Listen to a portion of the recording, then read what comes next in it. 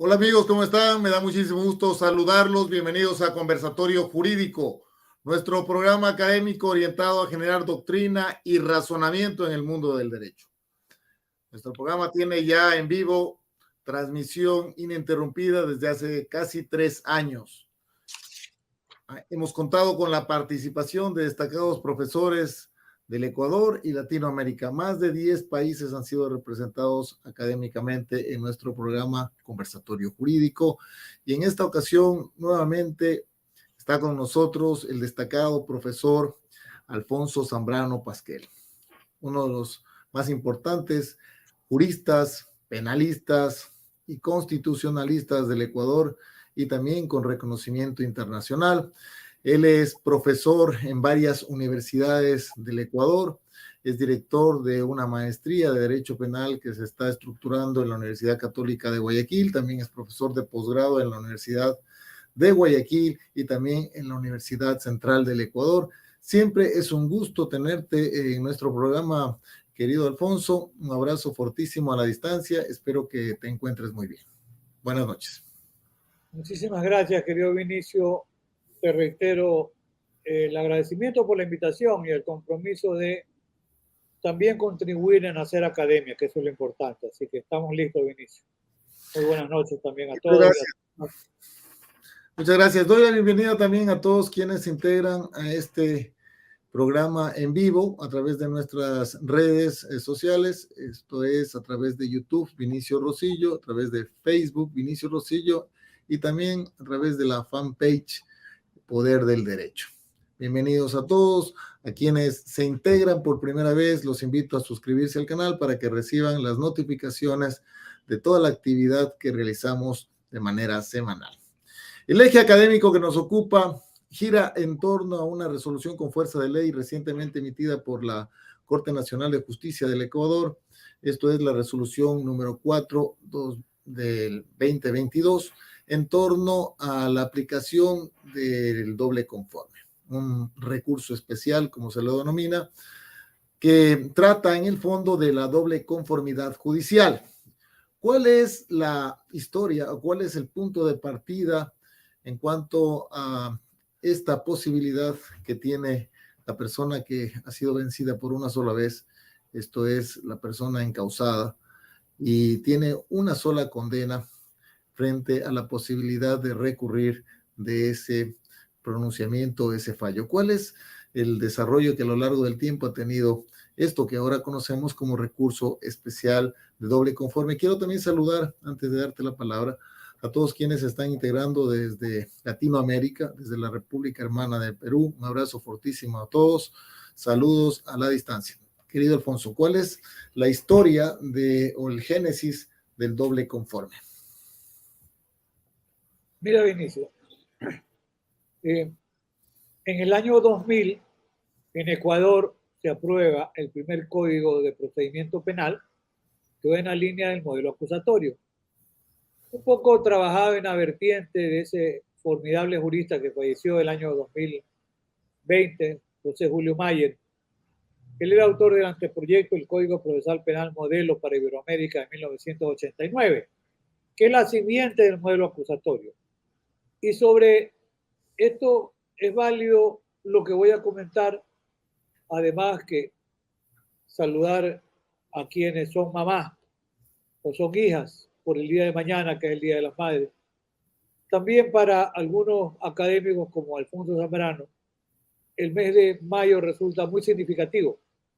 El 9 de mayo falleció el doctor Jorge Zavala Vaquerizo, se cumplirían ya 8 años de fallecimiento, y el próximo viernes 13 se cumplen 100 años del nacimiento del profesor Zavala Vaquerizo. Estamos preparando algunos actos académicos para conmemorar el centenario de su nacimiento. Y no solo porque son 100 años y porque nos dejó esa obra ecuménica de su tratado de 11 tomos, es que lo que voy a comentar es muy significativo. En el año 2016, y mira, lo que voy a decir pondría solución a todos los problemas. Ya van a ver por qué no se trata de ninguna fórmula mágica, sino del sentido común. A ver, 2016 es la última vez que lo veo a Julio Mayer en Argentina, con ocasión. En Argentina decían que eran los 10 años, de Perú, eran los 10 años de vigencia del Código procesal penal peruano, que es el 2004, pero realmente los 10 años hubieran sido 2014, pero hicieron el evento en 2016. Estaban invitados Julio Mayer y Osvaldo Brusone, magistrado argentino. De España llegó Jordi Nieva Finol, Miranda Estrampes, Cancio Mellado. De Perú, gigantes como Pablo Sánchez Velarde, que ahora vuelve a ser fiscal general, César San Martín Castro, el profesor José Antonio Neira Flores, y el único ecuatoriano invitado, Alfonso Zambrano. Hay un hecho anecdótico. Conversaba con Julio Mayer en el 2016 y él me dice, para ese momento, él conocía que en el 2014, en el tercer tomo de mi estudio introductorio del Código Orgánico Integral Penal, yo me refiero a los recursos y planteo algo que yo no me estaba inventando, que era una propuesta de Julio Mayer. Julio decía, y reitero, digo decía porque falleció, decía, ¿cuál es el tribunal más calificado para dictar una sentencia? Cumpliendo los principios de la oralidad, la publicidad, el derecho al contradictorio, la continuidad o concentración y la inmediación. El tribunal del juicio, el más calificado.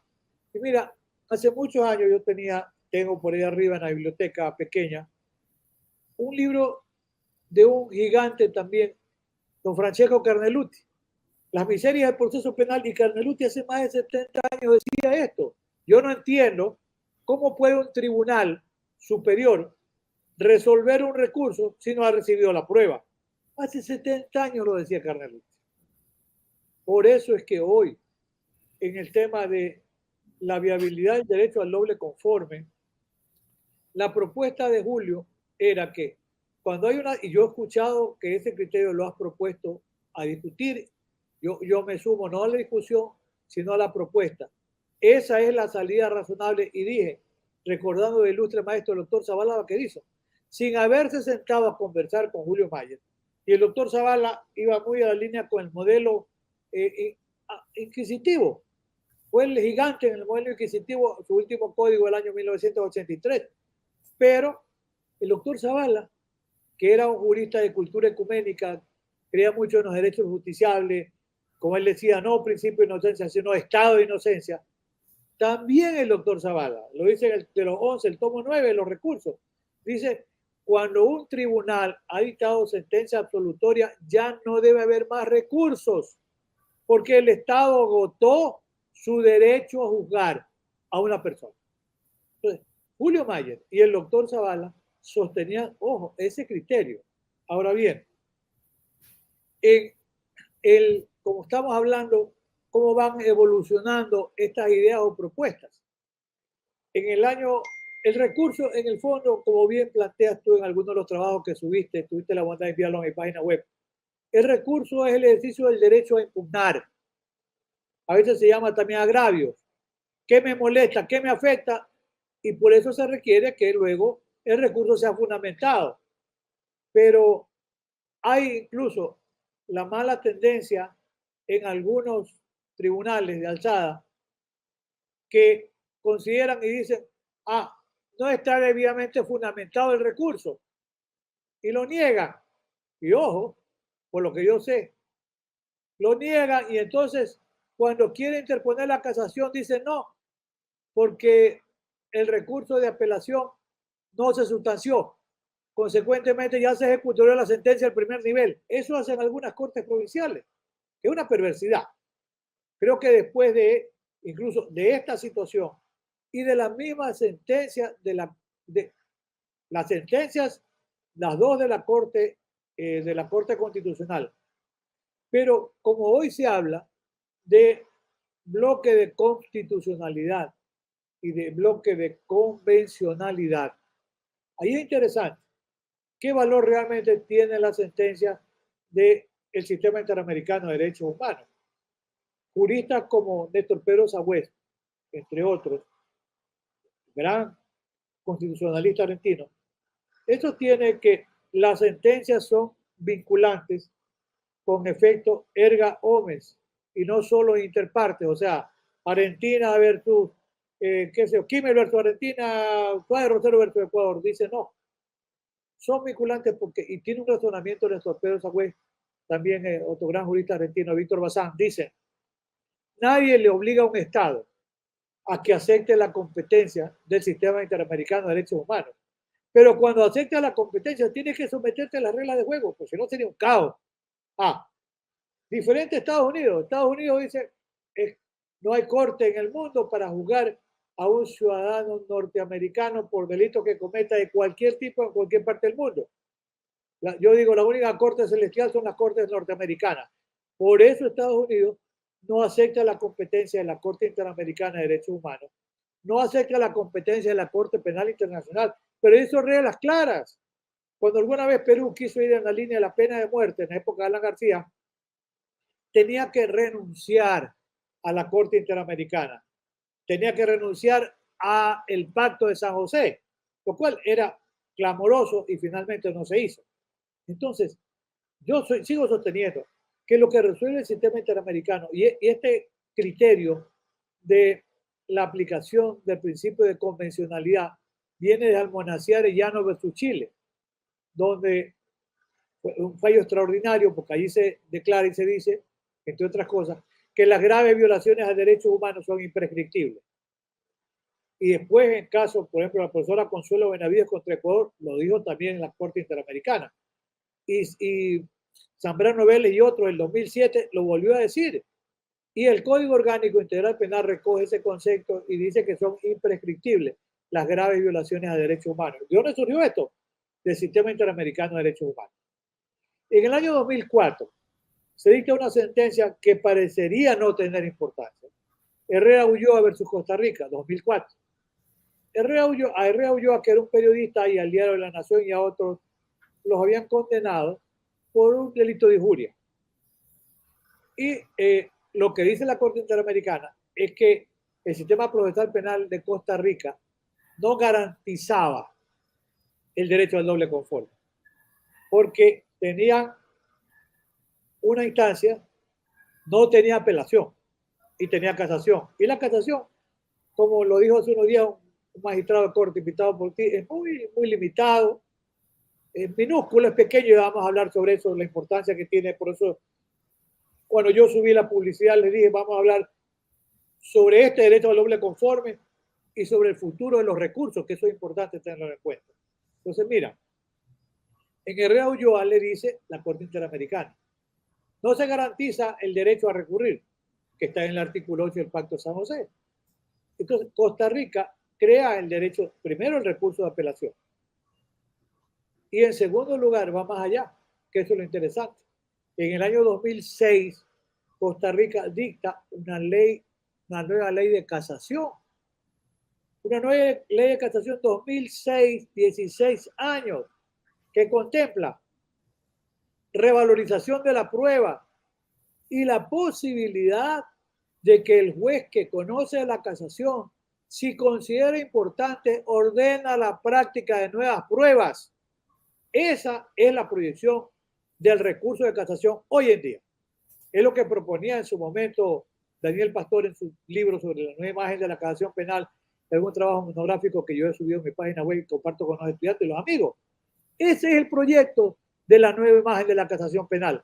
Y cuando he leído por ahí que la Corte Nacional se apresta a un proceso de reforma de la casación, tiene que ir en esa línea. Porque esa es la línea moderna, nadie ha cuestionado. En principio alguien dijo, podría ser una suerte de tercera instancia.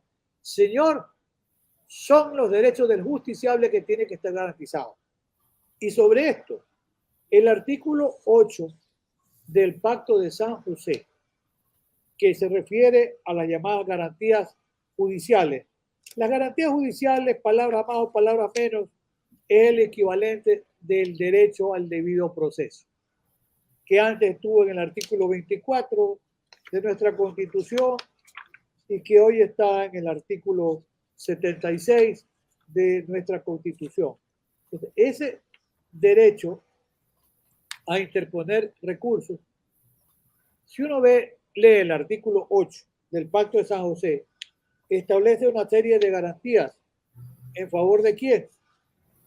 Dice el 8, toda persona tiene derecho a ser oída con las debidas garantías y dentro de un plazo razonable por un juez o tribunal competente, independiente o imparcial establecido con anterioridad por la ley en la sustanciación de cualquier acusación penal formulada contra ella. Cualquier acusación penal. Esto tiene que ser bien entendido. Las garantías judiciales no han sido establecidas a favor de la fiscalía, sino del justiciable. Dice, toda persona inculpada de un delito, el numeral 2, tiene derecho a que se presuma su inocencia, etc. El derecho a ser asistido gratuitamente, el derecho a presentar pruebas, el derecho a contradecirlo, el derecho a interrogar testigos, no ser obligado a declarar, de recurrir el fallo ante un juez o tribunal superior, que es lo que no había en Herrera Ulloa del 2004, y por eso se reforma también el Código de Procedimiento Penal de Costa Rica. Ahora bien, creo que hay que remarcar esta afirmación.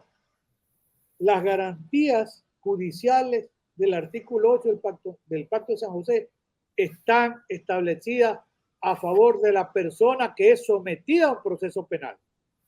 Esto vendría a ratificar la propuesta, que entiendo que también tú compartes, de que si se dicta una sentencia absolutoria, el sistema norteamericano no tiene recursos. Claro, alguien puede decir, y es cierto, el sistema es jurado, donde no hay motivación, no hay fundamentación, no hay razonamiento. Pues no hay recursos. Solamente la condena puede haber la posibilidad de una revisión, invocando la sexta enmienda, incluso imputándole al abogado una inadecuada defensa para poder revisar una condena. La sentencia absolutoria es inamovible. Allí termina la historia, como yo digo. Pero ese es un trabajo todavía en Ecuador a desarrollar. Pero mira, en materia de recursos, tan cierto es que la ley se encamina, la Constitución nuestra, cuando establece el sistema de los recursos, del sistema de cómo entender los derechos y garantías, se refiere al concepto pro homine, el 417 de la Constitución, es pro ser humano. Entonces, ahora bien, ¿qué es lo que está pasando? Y yo, en lo personal, hace muchos años, cuando estudiante y luego como abogado joven, me preocupaba y decía, ¿qué pasa si una persona es absuelta? Y después, ejerciendo la profesión, también me saltó la preocupación. Una sentencia absolutoria de 2-1, dictada por un tribunal penal, y planteaba y decía, bueno, ¿qué pasa si la Corte Provincial lo condena? Y pasó que la Corte Provincial ratificó el estado de inocencia, pero la Fiscalía interpuso casación. Y a mí me preocupaba, me aterraba, ¿y qué pasa si la Corte Nacional se le ocurre, me parece que era Corte Suprema en aquel momento, qué pasa si la Corte Suprema decide revocar la sentencia absolutoria y condena? ¿Y a dónde vamos? Aplicado. Pero a lo largo del proceso de formación del Código Orgánico Integral Penal, antes del 2014, había un proyecto interesante que decía, y eso ya era un avance, que en el caso de una sentencia absolutoria confirmada, ya no había más recursos. Fíjate que era un avance ya. Pero, y para entender bien, el doble conformidad, uniformidad, es un recurso que está direccionado para que sea ejercido como derecho del justiciable. Si es condenado, por lo menos en el sistema que aún tenemos, si es condenado y mejorado por la sentencia de la Corte Constitucional, si es condenado un ciudadano en un primer momento, ¿verdad? Ese ciudadano tiene derecho a buscar que otro tribunal examine su situación y exprese si la condena ha sido o no adecuada. Por eso es buscar una doble conformidad de la condena, Y sobre esto, notables juristas como el mismo perfecto Andrés Ibáñez, para algunos, para mi maestro Carbonell en constitucional, es el más importante juez. Hoy es catedrático, hoy es, además catedrático emérito, juez emérito del Tribunal Supremo Español. Él se refiere incluso a la revisión de los hechos de cassación penal. Porque también en España, Gómez Velázquez, de la Corte de Estrasburgo contra España, la Corte de Estrasburgo, que es el equivalente de nuestra Corte Interamericana de Derechos Humanos, dijo, esa casación de España no garantiza los derechos justiciables, porque está limitada solamente al examen de la sentencia. O sea, por eso Bacigalupo, que él es argentino, pero por la doble nacionalidad, fue magistrado del Tribunal Supremo Español, él plantea y ya tiene alguna sentencia, es un libro pequeño, lo tengo en mi página web, que se refiere a la revisión de los hechos en cassación penal, que nosotros tuvimos antes la revisión de los hechos, porque ahora en realidad, si se revisan hechos, si no hay revalorización de prueba, ¿cómo resuelve la Corte Nacional? Es muy complejo, porque por eso es que Jordi Ferrer Beltrán, formidable, que dirige la Escuela de Girona, esa maestría en razonamiento probatorio y argumentación jurídica, Jordi Ferrer se refiere y dice la importancia de la adecuada fundamentación de una sentencia, por ejemplo, en primer nivel. ¿Para qué? Para que el tribunal de alzada pueda reexaminar. Hay una diferencia, esto para poner las cosas en el contexto que corresponde. Para mí, de mayor garantía y mayor efectividad es el recurso en Ecuador, como está hasta ahora, el recurso de apelación versus recurso de casación. Porque la apelación permite que el tribunal de alzada revalorice los hechos, la prueba y examine todo el proceso. Esta importante, ya veremos en qué creemos que deberá ser mejorada la propuesta de la Corte Nacional y ya veremos por qué. Pero es interesante porque hace el razonamiento tomado del sistema interamericano de derechos humanos que lo repite la sentencia de la Corte Constitucional a la que ya me voy a referir. Y dice, los derechos justiciables a un recurso sencillo, rápido, y deben entender bien los jueces en el Ecuador y en cualquier parte del mundo que no depende el recurso de apelación de la fundamentación. Es teoría es obligación del tribunal de alzada revisar la totalidad del proceso. Y por eso es que dice la Corte también, no solo la constitucional nuestra, la Corte Interamericana de Derechos Humanos, refiriéndose al artículo 8, el recurso tiene que ser un recurso sencillo, no alambicado, no rebuscado. No busquen los jueces en Ecuador echar abajo una apelación. ¿Porque no la fundamentó? Ustedes, jueces, tienen la obligación de revisar la totalidad de la prueba. Tienen que revalorizar la prueba, revisar todo. Por eso es un recurso sencillo. Ahora lo dice también la Corte Nacional en este acuerdo, o como llaman, recurso especial de doble conforme. Hay que mandar a los jueces a leer. Dice, tiene que ser recurso sencillo. El tribunal tiene la obligación de examinar todo el proceso. Por eso digo, es más importante para mí, hoy como está, con todas las dificultades y deficiencias, la apelación versus la casación. ¿Y por qué la Corte se encuentra abocada a esta situación? Porque la Corte Constitucional, dos sentencias muy importantes, ambas, hace unos días te refería a la sentencia 8-19 IN acumulado 21, que es del 8 de diciembre del 2021, donde se declara, la ponente era la doctora Teresa o Teresita Nogué Martínez, como le decimos en la Universidad Católica.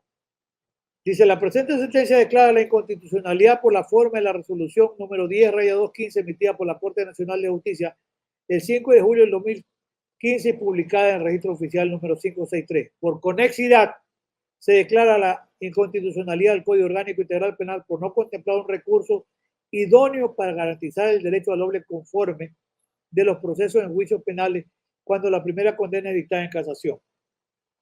Ese tema lo resuelve ahora la resolución de la Corte Nacional Ecuatoriana cuando establece el derecho a recurrir cuando la sentencia es por primera ocasión. Y algo interesante, después de esta sentencia de la Corte Constitucional, ya la Corte Nacional no puede volver a invocar que no está fundamentado el recurso, porque la Corte Constitucional había creado un filtro de admisibilidad que no está en el Código Orgánico Integral Penal. Y en realidad dejaba a personas en indefensión, porque precisamente en el otro caso, que es la sentencia del 17 de noviembre del 2021, que es la 1965-18-EP21, cuyo ponente es el profesor Alí Lozada Prado, actual presidente de la Corte Constitucional, que se refiere a un caso de laguna estructural y doble conforme, declara en la parte de la sumilla, declara la vulneración del derecho al doble conforme originada en una laguna estructural consistente en la omisión del legislador de instituir un recurso procesal acto para garantizar el derecho al debido proceso cuando la condena penal se da por primera vez en segunda instancia. En consecuencia, la Corte habilita con efecto inter pares un recurso a ser regulado por la Corte Nacional de Justicia que garantice el derecho al doble conforme en el indicado supuesto hasta que el legislador cumpla la orden también emitida en esta sentencia de formar la referida laguna. Mira, en ese otro caso, la situación era la siguiente. Una persona había sido absuelta en el primer nivel. Cuando la fiscalía apela, esta persona la condena. Este justiciable hace uso de impugnar la condena del segundo nivel mediante recurso de casación. Y la Corte Nacional, ¿verdad?, utilizando ese filtro de admisibilidad, le negó la casación. Chao, adiós luces. Por eso, ese es un caso diferente al de diciembre, pero muy importante. Y que en definitiva, las dos sentencias que dicen, oiga, si la sentencia se da en un caso en apelación, tiene que haber, y si ha habido una sentencia absolutoria de primer nivel, tiene que haber derecho a impugnar esa apelación. Como yo te escuchaba en un comentario, tú decías una suerte de apelación sobre la apelación. Sí, en el fondo es así. Es un reexamen, si quieres, de la forma como se resolvió la apelación. Y en casación también. Se dice, a ver, y esa es la parte compleja. Imaginémonos que hay una sentencia absolutoria de primer nivel, sentencia absolutoria de segundo nivel, y en casación a la Corte decide revocar la sentencia absolutoria y lo condena. Por eso se dice, oiga, allí tiene que haber el derecho a apelar, pero yo hago un ejercicio mental sui generis. ¿Por qué? Estamos frente a un proceso en el que ya se ha agotado el proceso penal. Estamos ante el último recurso extraordinario, que sería, o especial, también como le llaman algunos. Es diferente la muletilla que le pongamos al recurso, pero el nombre. Pero sucede que con la casación terminaría el proceso de manera ordinaria. Pero como en casación recién es condenado, entonces hay una apelación de la casación. Es su género, ¿no? Pero es una apelación de la casación donde demanda que sea sencillo, que sea rápido. Que la gran inquietud que habíamos comentado antes de instalarnos, lo siguiente. ¿Qué pasa con todos los casos donde se dejó en indefensión al justiciable porque no se reconoció el derecho al doble conforme? O sea, solamente funcionaría para los casos en trámite y no será tal vez tan injusto, a veces puede ser más lo que haya pasado con todos esos casos. Sí, claro que es injusto. Y el precedente gigante que cita la Corte Constitucional, a que se refiere también la Corte Nacional, hay que reconocerlo, es Mohamed versus Argentina. El caso de Mohamed Argentina, hay que reconocer, no es porque no son buenos jueces los jueces de la Corte Interamericana, pero por la forma como se trabaja, que no son jueces que cada cierto tiempo se reúnen. El caso del Monacid es del año 1995. ¿Cuándo termina? 2012. 17 años después. Pero allí, cuando se manda a reparar, pues, aparte, suena más simbólico, como dice la Corte Sudamericana, la sentencia es reparatoria. Condenan a Argentina que indemnice con $50,000, más 7,000 de gastos de honorarios, de abogados, etc. Pero en el caso del Monacid es formidable. Quienes intervienen allí, como amigos curiae, Alberto Bovino y Julio Mayer. Julio Mayer interviene en el caso de Mohamed. Y Julio sostuvo, junto con Alberto Bovino, que una sentencia absolutoria no debiera permitir ningún recurso. Y para que no se diga que citamos fuera de contexto la sentencia dice que la referencia, por muy importante que sea, no es aplicable, porque es aplicable el derecho a que no se pueda, al non bis in idem, cuando hay una sentencia absolutoria ejecutoriada. Hay que ser honesto en el comentario. De pronto no participamos de ese criterio de la Corte, pero eso dijo la Corte. Para que, Zambrano citó, pero cita media. No, eso dijo la Corte. Pero este es un proceso de construcción, pues, el tema de los recursos. Como ha dado el ejemplo Costa Rica con la casación que permite nuevas pruebas, etc. Y miren, hace poco en Ecuador, y un caso reciente, una señora fue revocada la condena en recurso de revisión. La señora hizo uso del derecho a que se revise la condena y el tribunal consideró, a base de las pruebas presentadas, que había lugar a revocar la condena. Allí ocurre una situación sumamente interesante. La persona que había sido el compañero sentimental de la señora, que es un abogado de paso, él había sido también condenado. Él no presentó la revisión, sino su compañera. La Corte Nacional en revisión dice al lugar al recurso planteado. Revoca la condena y la señora queda absuelta. ¿Qué es lo interesante del tema? Con muy buen criterio, comparece el justiciable cuya sentencia estaba ejecutoriada y él solicita a la Corte que aplique la disposición del 652 numeral 5 del Código Orgánico Integral Penal, porque por allí un abogado que no sé cuánto sepa dijo que es una barbaridad. ¿Cómo es posible si él no hizo uso del recurso? Yo le dije con toda consideración, vaya a leer, señor, el Código Orgánico Integral Penal. Dice impugnación, reglas generales, título 9, capítulo 1. Reglas generales para toda la impugnación. Dice 652, la impugnación se regirá, está en imperativo por la siguiente regla. Leo las 5. Cuando en un proceso existan varias personas procesadas, el recurso interpuesto por una de ellas beneficiará a las demás, siempre que la decisión no se funde en motivos exclusivamente personales. Este beneficio será exigible, aunque media sentencia ejecutoriada que declara, dice, la culpabilidad o declarara la culpabilidad. Fíjense, es un caso formidable de hace poco tiempo que debe ponernos en alerta en todos los casos donde hay recurso, que el justiciable no pudo hacer uso del recurso y se concede favorablemente a otro de los justiciables el acceso al recurso y se lo declara procedente.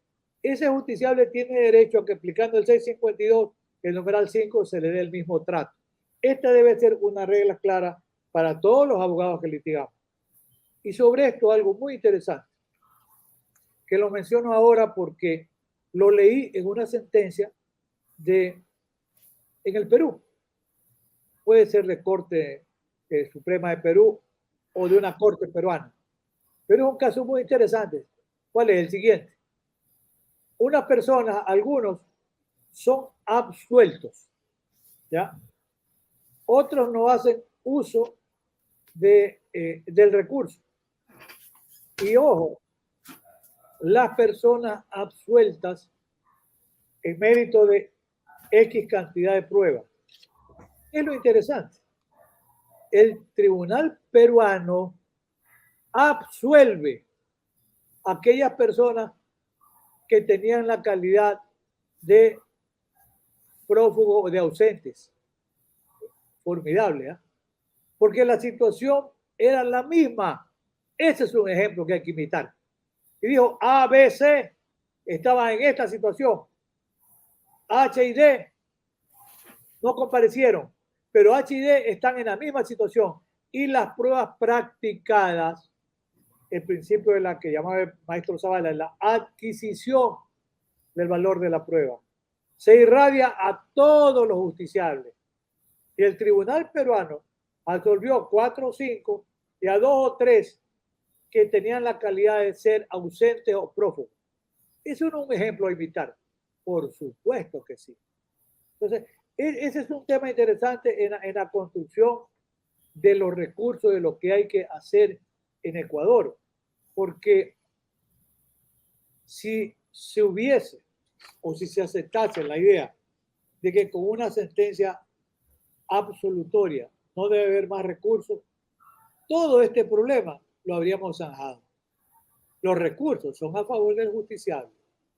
Y en Mohamed dice, además de los $50,000 que es simbólico, dice el Estado, dice, debe adoptar las medidas necesarias para los efectos jurídicos de la sentencia condenatoria emitida por la Sala Primera de la Cámara Nacional de Apelaciones en lo Criminal y Correccional del 22 de febrero del 95, y en especial su registro de antecedentes, que queden en suspenso hasta que se emita una decisión de fondo, garantizando el derecho del señor Óscar Alberto Mohamed a recurrir del fallo condenatorio. Esto que acabo de leer, que está en Mohamed, no lo ha tomado en consideración la Corte Nacional. Por eso dije, con todas las consideraciones, por supuesto, y respeto que merecen los magistrados de Corte, pero esto está pendiente. Entonces, ¿cuál hubiese sido la solución? En una de las, bueno, los transitorias, pues hubieran puesto una más o una. A partir de la publicación en el registro oficial de este recurso especial de doble conforme, los justiciables, en caso de sentencias condenatorias ejecutoriadas, tendrán 30 días, por ejemplo, para hacer valer el derecho a la impugnación y buscar el derecho al doble conforme. Terminábamos el tema, porque yo voy a trabajar con una propuesta de reformas al Código Orgánico Integral Penal, invitado por un colectivo de abogados jóvenes de Quito, y una propuesta va a ser esa. Y en este tema, si la Corte, pues la Corte también puede igual, ¿verdad?, dictar una resolución estableciendo un plazo como ese, yo propondré en su momento ese proyecto de reforma que se establezca en una transitoria el derecho del justiciable ecuatoriano, el tiempo que quiera, 15 días, 20 días, 30 días.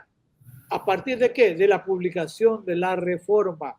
Porque de esa manera se está cumpliendo lo que dice Mohamed versus Argentina.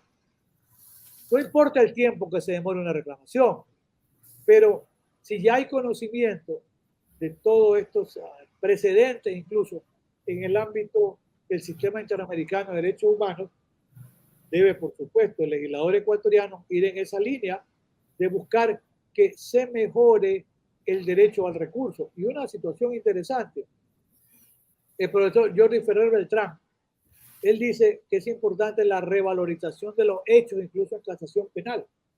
Y en materia de apelación, él dice que es importantísima la fundamentación que hace el tribunal de origen. Porque si el tribunal de origen hace un adecuado razonamiento probatorio sobre la prueba, entonces el tribunal de alzada puede reexaminar ese razonamiento probatorio para cotejar si el razonamiento probatorio es conforme con la prueba practicada, porque en apelación se debe revalorizar la totalidad de la prueba. Ahora tenemos la ventaja, las grabaciones en audio y en video que están vigentes, que le permitiría a un tribunal de alzada, como yo le digo cuando me consultan, siéntense un día sábado, vean la audiencia y aprecien si lo que se resuelve en el contenido de la sentencia corresponde con la realidad de la prueba practicada en la audiencia de juicio. Entonces, algunas ideas por allí, Vinicio, para poder de pronto abrir el diálogo, conversar en lo que creas que sea oportuno relacionado con este tema del derecho al doble conforme, que por supuesto que es muy importante y que es el momento para que nos permita incluso aperturar el mejoramiento del sistema de los recursos en el Ecuador. Muchísimas gracias. La Corte Nacional, en la resolución con fuerza de ley que estamos analizando en torno a la aplicación del doble conforme, cumple con lo dispuesto por la Corte Constitucional. La Corte Constitucional, como tú bien has anotado, se pronuncia en torno a la necesidad de contar con este canal recursivo para poder sostener el doble conforme. Ciertamente, lo que determina la Corte Constitucional no se refiere a un caso de obscuridad o a un caso de duda, se refiere a un caso de inexistencia del recurso. De plano, esto es lo que la Corte Constitucional está cuestionando en torno al ámbito legislativo, específicamente en el Código Orgánico Integral Penal. Ahora bien, en este marco que te acabo de indicar, nuestra Constitución de la República, en el artículo 76, número 7, letra M, que tú bien has señalado como parte del derecho al debido proceso, reconoce la posibilidad de recurrir del fallo o resolución. Nuestro catálogo, en este caso constitucional, referente al debido proceso, no reconoce expresamente el derecho al doble conforme, reconoce la posibilidad de recurrir. Y efectivamente nosotros hemos indicado académicamente que el recurso no es otra cosa que el ejercicio de la impugnación, del derecho de impugnación. Ahora bien, siendo así, se determina en el Código Orgánico Integral Penal, específicamente como una de las reglas generales en cuanto a la impugnación y recursos que tú acabas de referir, que las sentencias, las resoluciones o los autos definitivos serán impugnables solo en los casos y formas expresamente determinados en el Código Orgánico Integral Penal. Es decir, se establece la exigibilidad en torno a los recursos, que estos tienen que cumplir con la taxatibilidad, es decir, siempre que estén previstos en el código, no estén previstos en una resolución, no estén previstos en otro marco diferente al Código Orgánico Integral Penal. Siendo así, y dado que este recurso no se encuentra contemplado en el Código Orgánico Integral Penal, inclusive esta resolución con fuerza de ley tiene el carácter de transitoria hasta que cumpla su trabajo el ámbito legislativo. Se sustenta esta resolución con fuerza de ley en el artículo 180, número 6 del Código Orgánico de la Función Judicial, que en la misma resolución se reconoce que esta norma hace relación a una potestad que se puede activar solamente en caso de duda o de oscuridad en cuanto a la aplicación o la interpretación de la ley, supuestos estos que no son para nada compatibles con lo que está ocurriendo. De manera que existe un sustento debidamente contemplado acorde al principio de legalidad adjetiva, que reconocemos que eso sí se encuentra contemplado como garantía básica del debido proceso en el artículo 76, número 3 de la Constitución de la República. Es compatible esta resolución que se encuentra fuera del Código Orgánico Integral Penal para poderse aplicar en este caso con este recurso que no está dentro del catálogo de los que tenemos nosotros enlistados en el Código Orgánico Integral Penal, vale decir el ordinario de apelación y los extraordinarios de casación y de revisión. Tiene un sustento que pueda tener un soporte debidamente compatible con lo que dispone la regla que acabo de mencionar. Bueno, yo iría en esta línea. La Corte Nacional, y en esto reitero el respeto sin duda a la Corte Nacional de Justicia. En Colombia había una confrontación durante mucho tiempo entre la Corte Constitucional y la Corte Suprema. En Colombia se hablaba del choque de trenes, porque la Corte Suprema demostraba reacia en muchos casos a las resoluciones que dictaba la Corte Constitucional de Colombia. Pero la verdad es que en Ecuador y en estos temas, y en el tema, por ejemplo, también del habeas corpus, en el tema de la inviolabilidad del derecho a la defensa, que es un tema interesante, que sobre eso, mira, no es que estoy perdiendo la idea, sino que quiero ratificar que incluso la Corte Nacional, porque hay una sentencia de la Corte Constitucional donde la Corte Constitucional cuestiona que solamente se convoca un defensor público, se le den 10 minutos para que ejerza el derecho a la defensa. Y allí le dice, es responsabilidad del defensor público o cualquiera que sea el abogado que defiende, y también responsabilidad del juez, que tiene que ejercer el derecho de tutela, o sea, amparar los derechos del justiciable. Y allí se menciona un caso interesante de la Corte Nacional de Ecuador, de hoy. En revisión, la inviolabilidad del derecho a la defensa significa no solo que haya un defensor, sino que se haga una defensa técnica y adecuada, eficiente. ¿Qué pasó allí? En revisión, una señora o señorita que incluso había sido jueza en Guayaquil, va con un recurso de revisión y cuando tiene que sustentarlo, no cumple con la sustentación. Y la Corte Nacional le dice, por favor, abogada, doctora, cumpla usted con fundamentar, pues, porque usted tiene que presentar pruebas y usted nos está haciendo una serie de argumentos, pero usted no está cumpliendo con fundamentar el recurso de revisión. Y usted representa al justiciable. O no, como dicen los montuios de mi tierra, no da pie con bola, y la Corte le vuelve a reconvenir, oiga, por favor, usted cumpla, que en el caso de Perú, para tener una idea de lo que pasa en el ámbito comparado, hay casos donde incluso los tribunales, llegando a la Corte Suprema de Perú, han declarado la nulidad de un proceso por una mala defensa. Y en otros casos ha ordenado que se suspenda la audiencia para que se nombre otro defensor. Esto último hizo la Corte Nacional con muy buen criterio. En esa revisión le dijo, a ver, si usted no se siente bien, no está en condiciones de poder fundamentar el recurso, háganos saber. Si usted no puede fundamentarlo, dígalo, para suspender la audiencia que el justiciable busque otro abogado.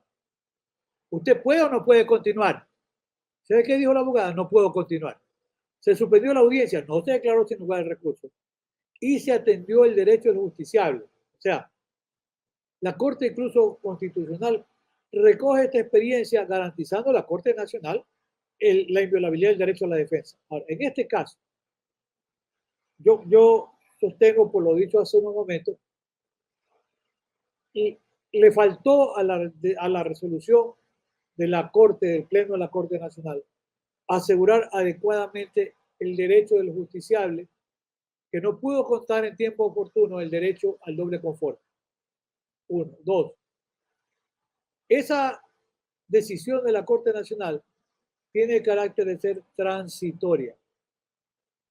Entonces, sí, no está en el Código Orgánico Integral Penal, acudieron al Código Orgánico de la Función Judicial, pero yo reconozco el Código Orgánico de la Función Judicial, para mí es un código de justicia. Hay que agradecer a uno de sus gestores, que fue el profesor Santiago Andrade Huidia, que es un código formidable. Cada vez que yo converso, en más de una ocasión digo que el artículo 28 dice que hay que acudir a la fuente del derecho, a la doctrina y a la jurisprudencia. Entonces, yo no vería ningún problema en que se acuda como fuente al Código Orgánico de la Función Judicial, que es muy amplio. Pero también hay que recordar que esta suerte de recurso especial, extraordinario, de doble conforme, es transitorio. Es transitorio y esa es tarea de la Asamblea, hacer las reformas que tengan que hacer y dejar un recurso que cumpla con esa finalidad del derecho al doble conforme. Empezando por hacer viable, de acuerdo con lo que dice Mohamed versus Argentina, dar un plazo razonable para que todas aquellas personas que quedaron en indefensión puedan hacer uso de apelar de una condena en el segundo nivel o de apelar de una condena en casación. Activa tu micrófono, Vinicius. Muchas gracias. Si nos proyectamos en el tiempo, vale decir, en la tarea que debe cumplir el órgano legislativo en torno a legislar ya vía reforma al Código Orgánico Integral Penal e implantar este recurso especial de doble conforme, hemos de rescatar de que efectivamente el gran trabajo que ha hecho la Corte Nacional de Justicia, liderada por el presidente Saquicela, es o será el borrador que sin duda va a tomar en consideración el ámbito legislativo, la Asamblea, para poder implantar las reformas. Esto va a ser un insumo que se va a considerar. Y me parece que es importantísimo al respecto establecer el contenido de esta resolución en torno a la legitimación activa. Mira que esto no lo tenemos nosotros de manera expresa para ninguno de los otros recursos que constan en el Código Orgánico Integral Penal. Y esta legitimación activa en torno al recurrente se refiere específicamente, como tú bien anotaste, a la persona procesada condenada.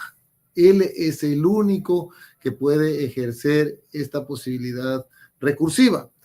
Siendo así, este precedente que tenemos ahora, este precedente ya en el ámbito de resolución con fuerza de ley, podría también en un ámbito de comunicabilidad con los otros recursos implantarse para establecer esa posibilidad que tú habías referido en torno a que el recurrente vencido, el justiciable, sea el único que puede impugnar cuando se encuentra vencido. Y si es que vamos a garantizarle el doble conforme, el Tribunal Superior que va a poder actuar frente a esa posibilidad de condena inicial y tomar su decisión, debería también garantizarle el derecho a la inmediación probatoria, es decir, a la posibilidad de que se realice un nuevo juicio con nueva prueba para que sea efectivo este doble conforme, para que esté en igualdad de condiciones el pronunciamiento. Una primera reflexión interesante con lo que hace un momento comentaba. ¿Qué pasa si hay 3 personas condenadas? De esas 3 personas, uno apela y los otros 2 no apelan. Allí tendría que aplicarte lo que yo llamo la favorabilidad de las circunstancias o de los efectos de los recursos. Tendría que hacerse también extensible a aquella persona que no hizo el derecho, no ejerció el derecho a apelar. ¿Para qué? Buscando que haya el doble conforme también para aquellos que no hicieron uso del recurso. Eso me parece formidable, ¿ya? Ahora, en este tema de la prueba, tocaste un tema sensible en la apelación. Yo me referí hace un momento a la proyección que tiene la casación penal a partir de la ley de casación de Costa Rica, todas las propuestas formidables de Daniel Pastor o Pastor sobre la nueva imagen de la casación penal, pero en materia de apelación, yo iría en la línea de aceptar si apela la fiscalía, que no está buscando un doble conforme, apela porque está buscando una condena. La fiscalía debiera apelar si puede presentar nuevas pruebas. De esa manera, el tribunal de alzada, con pruebas nuevas de la fiscalía, puede primero sustanciar la apelación de la fiscalía, practicar la prueba anunciada por la fiscalía, y si le convence al tribunal esa prueba practicada por la fiscalía, proceder a revocar el estado de inocencia que ha sido reconocido en el primer nivel. A mí me parece que ese es un mecanismo de contención. El artículo primero del Código Orgánico, del Código Orgánico Integral Penal dice que el sistema penal debe servir como mecanismo de contención, que es una clara propuesta del profesor Zaffaroni. El sistema penal debe servir como mecanismo de contención, ¿para qué? Para evitar un ejercicio abusivo del poder punitivo del Estado. Está reconocido en el artículo primero del Código Orgánico de la Función Judicial. Entonces, si la Fiscalía no logró convencer al tribunal más calificado, que es el tribunal del juicio, que declaró un estado o ratificó el estado de inocencia, sí, si se va a reconocer el derecho de la fiscalía, para que no digan que no queremos reconocerle el derecho a la fiscalía, por lo menos habría que exigirle que la fiscalía presente nuevas pruebas. Tendrá que justificar que no las conoció en tiempo oportuno. Tampoco se va a inventar testigos o peritos. No las conoció. Si es así, el tribunal de alzada practicaría la prueba y en mérito de nuevas pruebas practicadas resolverá si procede a revocar el estado de inocencia o si procede a ratificarlo. A mí me parece que eso sería un mecanismo de contención también, robusteciendo los derechos que tiene el justiciable frente a la dinámica del proceso penal, querido Vinicio. Interesante propuesta que además está en armonía con lo que se determina en el Código Orgánico General de Procesos en materia no penal, ante la posibilidad de, en apelación, presentar prueba nueva. Esto es importante. Ahora bien, déjame llevarte a otro punto y específicamente ya en el rol de la competencia de quienes van a conocer este recurso especial a nivel de Corte Nacional. Se ha fortalecido el rol de los conjueces, de las salas de conjueces, para que tramiten este recurso especial. ¿Cuál es el efecto específico de esta nueva posibilidad que se va a ventilar en Corte Nacional? No necesariamente siempre ante los jueces de la Corte Nacional, sino de manera general en el caso de conjueces y solamente en casos específicos donde la condena sea a través de un recurso de casación, como tú anotabas. Ahí opera la posibilidad de que quienes conozcan ese recurso sean jueces de la Corte Nacional y no con jueces. ¿Cuál es el rol ahora de estos nuevos protagonistas específicamente en torno a este recurso especial? Así como está ya la resolución de la Corte Nacional, en verdad, cuando haya conocimiento suficiente, la publicidad suficiente, probablemente van a tener una gran carga de trabajo. Por eso incluso se prevé ahí unas transitorias que se agoten los mecanismos para que haya con jueces en número suficiente. ¿Y qué pasaría en la propuesta que yo he formulado, de acuerdo con el propio Sistema Interamericano de Derechos Humanos, de reconocer el derecho de todos los justiciables que quedaron en indefensión?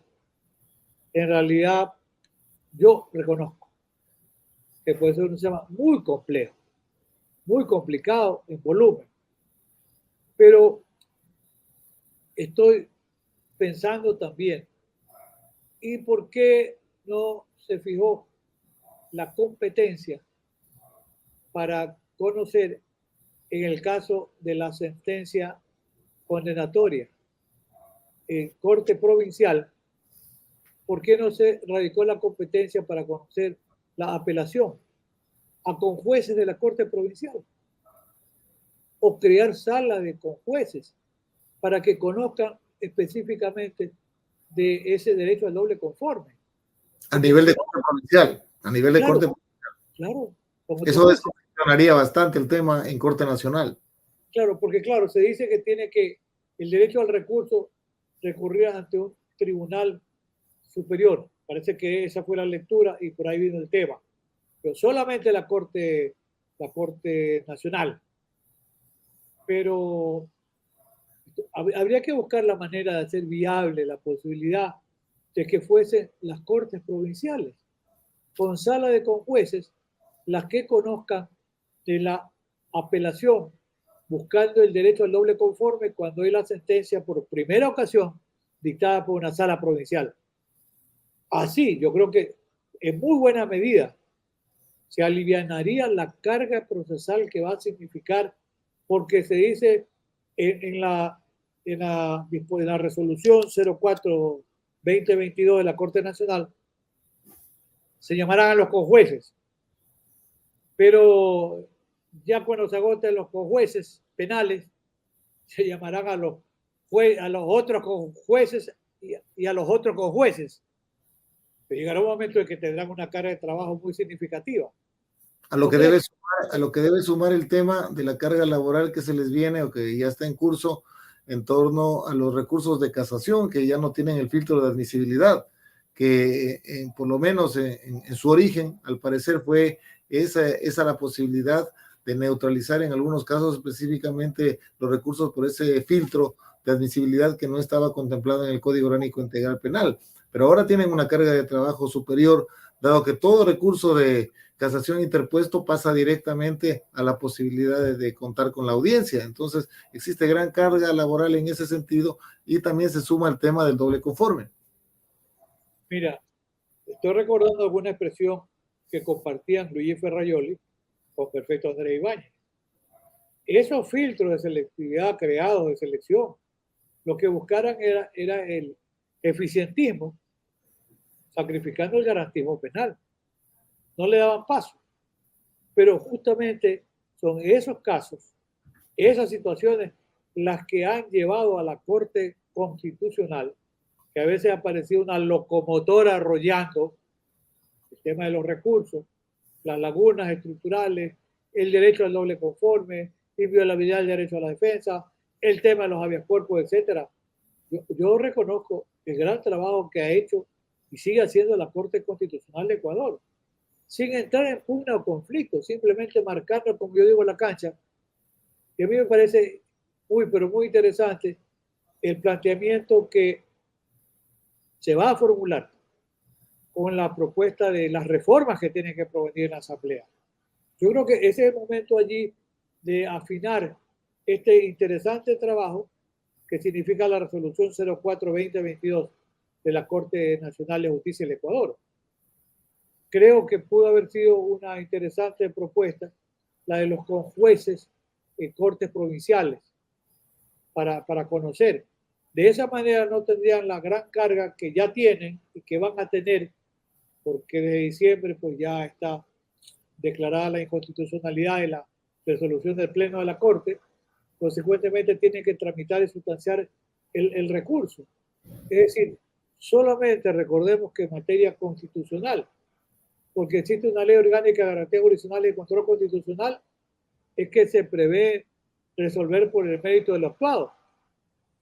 Pero en los otros casos, necesariamente se demanda la exigencia de que sean tramitados mediante la sustanciación del recurso, que es una audiencia oral pública y contradictoria, que a veces, hay que reconocer también, deja a los abogados en una situación muy delicada. ¿Por qué? Porque la complejidad del caso limita que uno pueda en 15 minutos o 20 minutos hacer una adecuada defensa. Es complicado. Y tal vez hay que mirar lo que dice la Corte de Estrasburgo y la Corte Interamericana de Derechos Humanos, en el sentido de que hay que tomar en consideración la complejidad del caso. La complejidad del caso es importante. No es lo mismo un caso de delincuencia organizada, de delincuencia transnacional, que la sustracción de un celular o una estafa de $10,000 o $20,000. No. La tramitación y la complejidad del caso debe llevar a que los jueces racionalmente concedan el tiempo. ¿Para qué? Para ser efectiva la inviolabilidad del derecho a la defensa. Yo creo que en materia de recursos hay mucho por construir en el Ecuador, y creo que de estos foros, de estas conversaciones como las que hemos tenido hoy, seguramente irán surgiendo luces para el momento en que tenga que acometerse con la propuesta de una gran reforma para el tema del Código Orgánico Integral Penal, ¿no? No hay obra humana perfecta, pero sí es perfectible, como decían los viejos maestros. Y esa es una tarea, porque en materia de recursos, en realidad tenemos los recursos, tienen una actividad limitada, no cumplen el protagonismo que debe tener el recurso. Hay que siempre tener la idea que es en favor del justiciable, no de la fiscalía, no de la víctima, sino del justiciable victimario. Una vez que existe la primera condena en corte provincial, se tiene 3 días para interponer este recurso especial de doble conforme, y en teoría en 15 días tendríamos audiencia en la Corte Nacional para que se ventile y se fundamente este recurso. Se dice que la Corte Provincial, una vez interpuesto este recurso, tiene 5 días para la concesión, ejecutoría de esta providencia, tiene 5 días para remitirla a la Corte Nacional, y esta tiene dentro de los 5 días que convocar a la audiencia. ¿Se cumplirán estos plazos en la práctica? Mire, es muy complejo. Y no digo que haya indolencia o que no haya deseo o ánimo de trabajar. Son las realidades del sistema. A rato ni siquiera se pueden sincerar las cifras.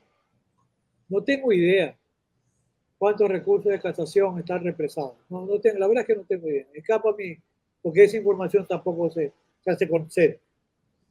Y esto puede determinar que en lugar de esa búsqueda de credibilidad en la administración de justicia, haya una desazón mayor. ¿Cuándo? Cuando no se pueda cumplir con esta resolución 04-2022, con la mejor de las buenas intenciones, sin duda alguna. Pero la realidad, ¿cómo va a ser operativo estos 5 días y 5 días? Realmente, la idea puede ser, mira, alguna vez la Corte Nacional hubo una sala de conjueces. ¿Para qué? Para resolver causas represadas. Yo no sé por qué no se puede volver a ese mecanismo. Porque esa sala de conjueces se dedicaba a resolver esas causas que estaban represadas. No veía causas nuevas. Será tal vez una propuesta interesante, podría serlo. Creo que no son mecanismos que no se puedan cumplir. Y eso mejoraría incluso la operatividad de la propia Administración de Justicia en general en el Ecuador, con esta posibilidad de que haya conjueces para resolver causas represadas. Porque ahora a los represados vamos a tener que sumarle lo nuevo, querido Vinicio. Debemos rescatar la gran labor de la Corte Constitucional y también de la Corte Nacional de Justicia a fin de permitir la operatividad en la debida forma de los recursos y específicamente, más allá de eso, de las garantías básicas al debido proceso. Quiero agradecer la participación destacada del profesor Alfonso Zambrano Pasquel en esta noche en la que hemos tenido casa llena. Saludos a todos quienes se han conectado y han seguido de cerca nuestra transmisión virtual en vivo. Tus palabras finales, querido profesor Alfonso Zambrano Pasquel. Primero, reiterar mi agradecimiento por mañana, que se goce de felicidad en las casas, para las que son mamás, para las que son hijas o nietas. Disfruten el día domingo de mañana. Y, querido Vinicio, hay que seguir trabajando para construir un mejor sistema. Yo estoy lleno siempre de optimismo y, como siempre digo, soy un crítico constructivo. Hay que ser propositivo. En esta línea estamos y espero, como siempre, volver a participar en estos muy agradables coloquios que tú propicias y que enriquecen a la academia, que nos llenan de conocimientos y que son importantes en este duro camino que es la construcción de un derecho mejor. Gracias, querido Vinicio. Muchísimas gracias. Conversatorio Jurídico es tu casa académica. Quiero saludar finalmente a todos nuestros participantes que siempre están conectados en nuestro programa. Invitarlos para la próxima semana en un nuevo conversatorio jurídico con el profesor Antonio Gagliardo. Un abrazo fortísimo a todos. Un feliz día también para las madres el día de mañana. Un abrazo a todos los académicos, a todos los fiscales, jueces, defensores y estudiantes de derecho que han seguido este conversatorio jurídico. Hasta pronto. Espero que se encuentren muy bien. Gracias, querido. Buenas noches.